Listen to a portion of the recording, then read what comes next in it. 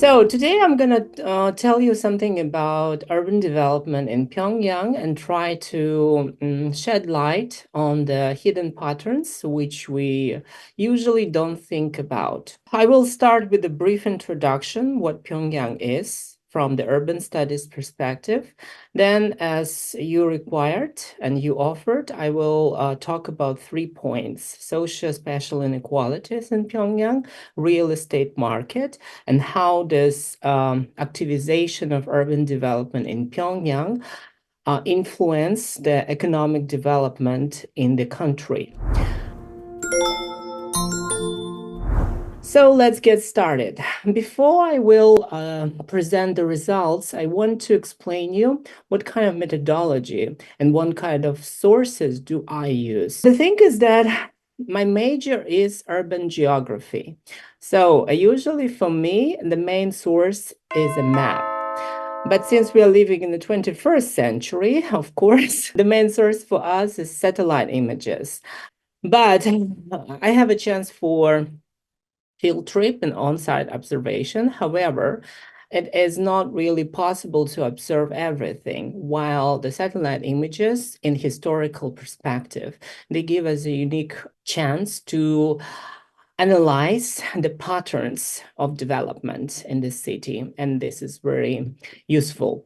And of course, I use first and secondary sources as well as interviews with the factors and experts in the field. So let's get started with a brief introduction of what Pyongyang is. We all hear many rumors around Pyongyang, right? It's a mysterious city, it's a sacred place. So Pyongyang has a very long history, right? Because according to the mythology, Pyongyang served as the first capital of the ancient Korean country, Gojoseon. However, today, Pyongyang is very different. The population is about 3.2 million inhabitants. And the thing is that Pyongyang is a privileged city because only privileged people can. We have to understand that to live in the city is actually, they give you a privileged status from the beginning, because those who live in all the cities, they are, their place in the social hierarchy, according to the local standards, is higher than those who were unfortunate who was born in the rural areas. So Pyongyang, how do North Koreans maintain the size of Pyongyang?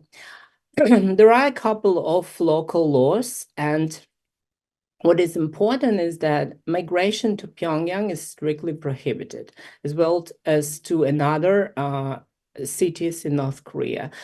To migrate to another city or another place, you have to obtain a special permission. That's how North Koreans institutionally, prevent urbanization development and try to protect the city size. So this is a crucial part of North Korean urban policy. And the thing is that only those who made a significant contribution to the country's development can migrate to Pyongyang. Other people, they just cannot. Since I'm a scholar in urban studies, I have to tell you that it's very significant that there is no suburbs in the sense we understand it. Suburbs didn't form around Pyongyang. It says a lot about the city and about the policy, urban policy, which the locals implement to freeze the urban development around the capital. Let's check out how Pyongyang was developing. We all know that the city was the main theater of the Korean War, during the Korean War, and of course it was almost completely destroyed. However, under the influence of the Soviet Union and socialist bloc countries, the city started to be reconstructed from the 1950s. And you probably heard this phrase, Pyongyang spit, right? And so this is the term the locals use to describe this significant construction campaign which held in North Korea to reconstruct its cities, primarily Pyongyang, of course. But we have to point out that Pyongyang always has a long story of apartment of shortage. And it's still a case, even despite all this recent development happened, which we, read about. So we see here that in each decade, starting from 1950s, Pyongyang, there were a couple of residential areas which were constructed in Pyongyang. From decade to decade, the city was redeveloping. However, we need to put a special attention on the last decade, because when Kim Jong-un came to the power, it seems that he made focus on urban development and urban construction as a strategy to revitalize the whole economy of the country. And it all started with this glamorous high-rise streets of Mire Kwahakja Guri and Roman Street, right? In the 90s, in the middle of 90s, DPRK went through the so-called arduous march, right? Probably the most severe economic crisis in contemporary North Korean history.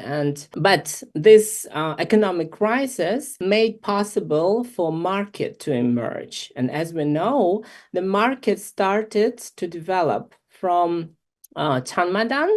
And we actually need to point, nobody point attention on that, but Chanmadan, they first emerged in the cities, right? So cities are always the places where we can fix the socio-economic development, contemporary, happening in the society.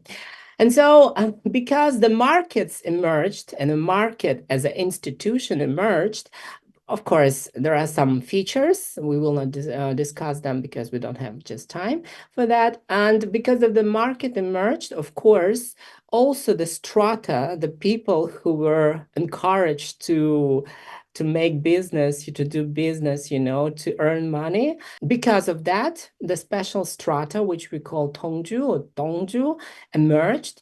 And they literally just reach strata of people who dealing with business and try to earn money as everywhere in the world. However, because of the weak banking system and instability with local currency, and we know the examples, how it worked in North Korea, so because of that, Tongju started to look where they could invest money to protect them, because it's not everybody who has money wants to invest them, right? Not to hide them under the pillow, but they want to have a profit.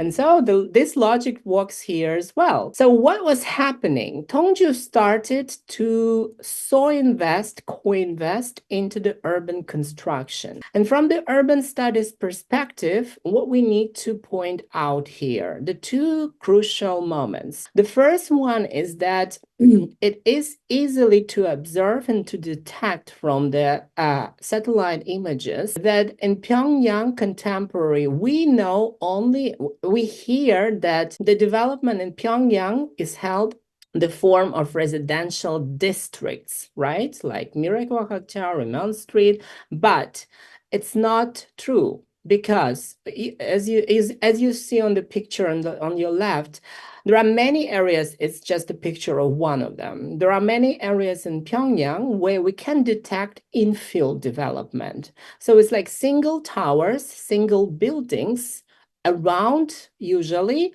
one-story area, That's why it's very important, because it means that it's not only residential districts where Tongju want to invest the money, but probably and it's highly likely that also they invest into the infill towers, because there is no other reason that the government will build a single building around one-story area in the different parts of Pyongyang, located actually close to transport stations, to like objects of social infrastructure and other objects. So this is actually the subject I'm working on right now.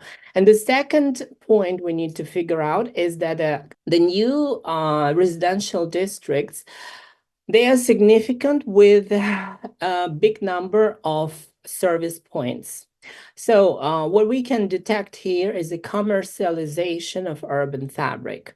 Because if you remember what we have seen before from Pyongyang, I mean the pictures of Pyongyang, it was kind of hard to detect any shop or like for example, barber shop or anything, any place providing service. However, everything has been changed. These new residential districts, they look like consumption paradise, like let's say, in the reality of Pyongyang, because you can find there not only like supermarkets or anything or grocery shops, but also like places which kind of provide an exotic service like coffee shop, like barber shop, the place which, for example, selling this jelly beers or anything like very interesting places, pizza shop or anything like this.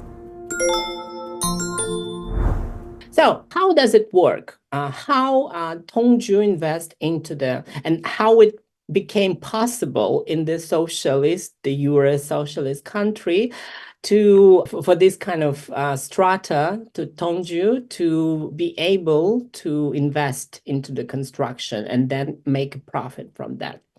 So the problem or the thing is that the state invest, of course, according to the law and according to the standards. All the construction, it's only supervised and held by the state.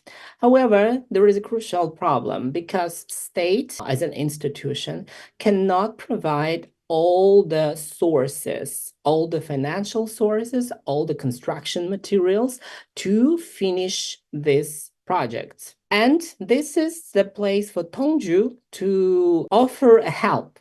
So this is a beneficial symbiosis between the state and Tongju, because state, by using this opportunity, they kind of glorify the regime, because they say, look what we can do. We can construct this kind of, enormous, magnificent residential complexes. From the other side, Tongju using this and making money because they invest and then get profit. Actually, the main part of all the apartments in newly constructed buildings, they go to Tongju in favor to the investments, not to the state allocation system. It's just very small number of apartments which go to like someone who stayed to give it for free. So, and this is a place for cooperation, mutual beneficial cooperation. In principle,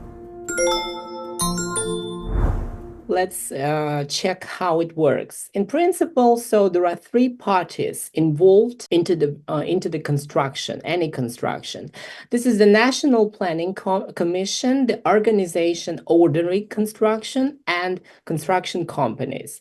So the National Planning Commission is the main body responsible for all the constructions held in North Korea. So what they do, they actually establish all the construction plans, they supervise, they like review, they it's kind of, how to say, supervising body. Second is organizations ordering construction. And this is actually a very interesting thing because they supervise the construction process. Right? So they in touch with both the National Planning Committee because they need to, to communicate with them, and also they control construction companies which make the construction itself. So the organization ordering construction. The funny fact that is any company, a legal company which is registered in North Korea can serve as organization ordering construction, even if this organization doesn't have anything common with construction. So actually, those who want to construct a building, for example, how it works, right? I just try to explain. They just find so-called umbrella companies which provide them a necessary like protection to show the government that, oh, here is a plan, here is a company, we want to initiate this construction. So literally, Tongju even don't need anything. I mean, to deal with any institutional, with any like government institutions. They just pay money for this organization who can serve them, can be their umbrella companies. And this is also kind of very funny, at least was for me. So, and we are coming to the golden age of Juche style architecture. Recently in Rodong Shinmun, there are so many articles related to so-called golden age of architecture. And of course, with focus to Pyongyang, because in 2021, Kim Jong-un offered a huge campaign to construct 50,000 apartments in Pyongyang during 5 years.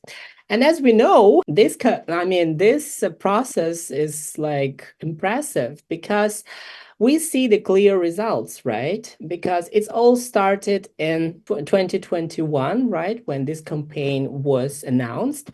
And from that time, we see that in Pyongyang, there is a significant number of projects which are reported to be finished. It's not, and actually here's also a feature from the urban studies perspective, which we have to point out. So we know probably about this Honghua Street, Hwasong Street, actually Hwasong Street, they finished first and second stage, recently second stage, and there will be also the third stage. So it's now under the progress, and recently probably April or May.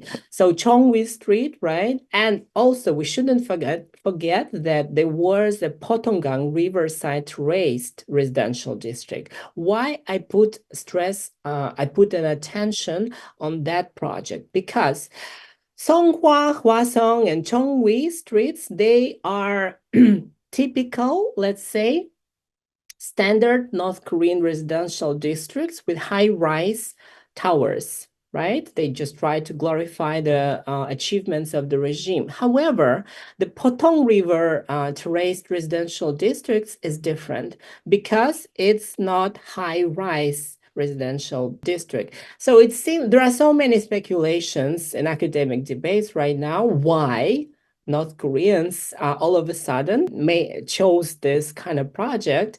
As per me, I think that North Koreans try to, because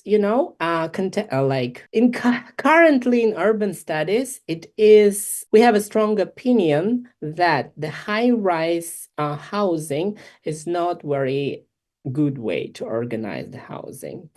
About what's going on currently in Pyongyang. Pyongyang is just one place, right, where this construction is happening. But it means that, to realize, to finish this kind of huge projects, we need at least construction materials, right? And if we don't produce them in enough, right? So then we just will not be able to finalize them. So that's why, actually, if you are what I'm doing right now also is the second part of my job, I'm trying to make a context analysis into all the articles published in Rodong Shinmun started from 2021.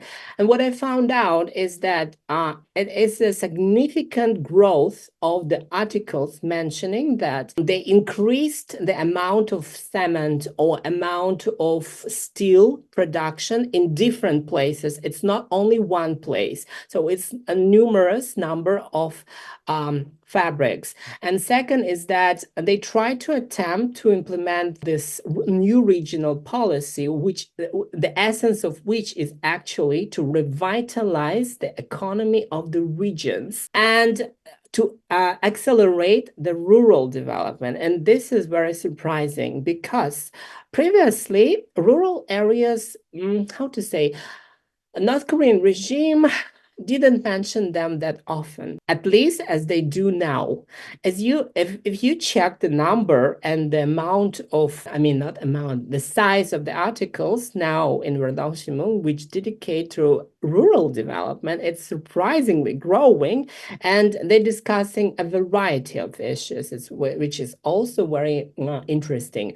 Also, they try to construct social infrastructure places and many fabrics, industrial objects. So, and as we see, this urban development in Pyongyang not only support the development of Pyongyang itself, but because of that, the whole economy, the different layers, industrial, social development, intensification of production, not only construction materials, but as we see, there are so many new industrial objects like fabrics.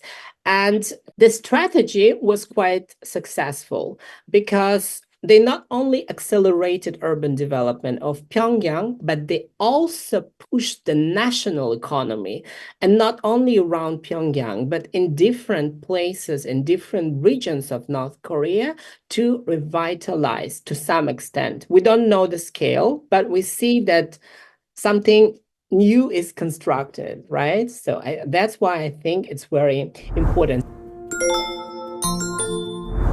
Thank you so much for very informative information on real estate, say, geography and then political geography of, then your research is fascinating, to many of us. I think but can you, it's more, let's start with some, details. Can you elaborate or explain a little bit more about Jung district? You emphasize again and again, So, you said Gonju and then Nouveau Haitian, and they cannot get in this gated community of nomenclatura. And then they are actually the major force in the, say, new apartment complexes you suggested, right? Mm-hmm. And then I think this is pretty interesting, social mixture, strata, the mixture, in this, new, apartment complex. But, we're quite curious. And then where does money come from? And then don't person you say it's enormous, the capital you say, but I brought some money from outside to combine and invest in the Pyongyang's in a new apartment complex. Actually, this is complicated, and we don't know the truth for 100% because it's just like, however, there are results of interviews made with not only defectors, but actually with North Koreans currently living in North Korea and who deal with business, different spheres, right? Where Tongju or those who deal with business can make big money. Mostly, it is the areas of, it's kind of like the sectors, the primary sector, let's say like this. So it's fishery.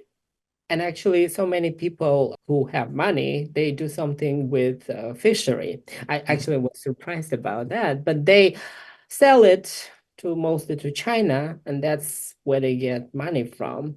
Not only fishery, also I hear the stories about, you will be surprised, excavation of coal and other things.